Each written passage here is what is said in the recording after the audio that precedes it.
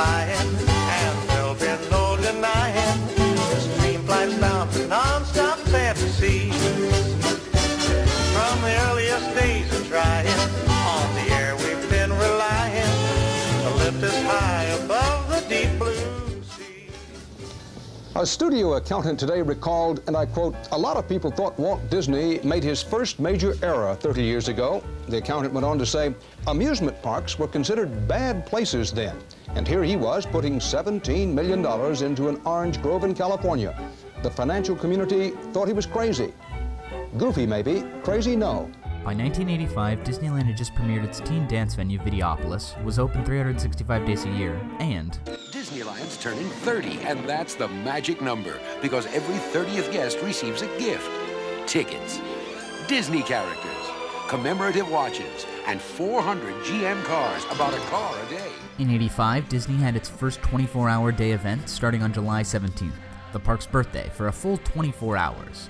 Disneyland was also approaching its 250 millionth guest, and with the help of the gift giver extraordinaire, thousands of prizes were doled out for the anniversary.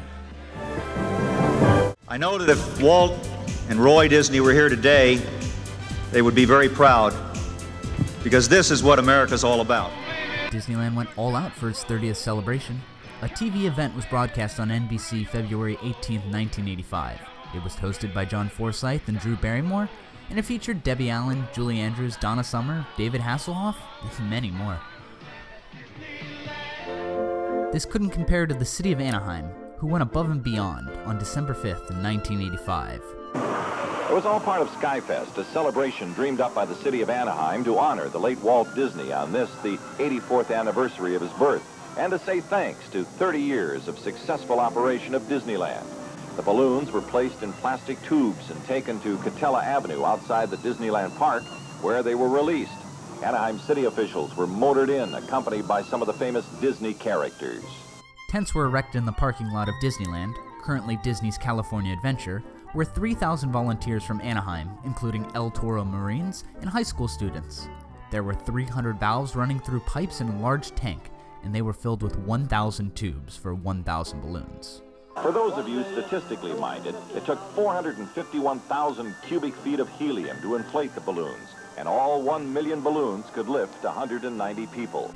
Schools and fire stations even participated, setting off around 1,250,000 balloons. It set a Guinness World Record, with the previous record being 384,800 balloons, November 3rd, 1984 in Japan. The city spent around $350,000 on Skyfest, with the help of more than 300 corporations, and Disney paying $450 per 1,000 balloons. Disneyland itself released 90,000 balloons from the park with the help of Lillian Disney and her family, who also participated. They sent a letter to Don Roth, the mayor of Anaheim, thanking him for the event, and the soaring tribute to Walt Disney.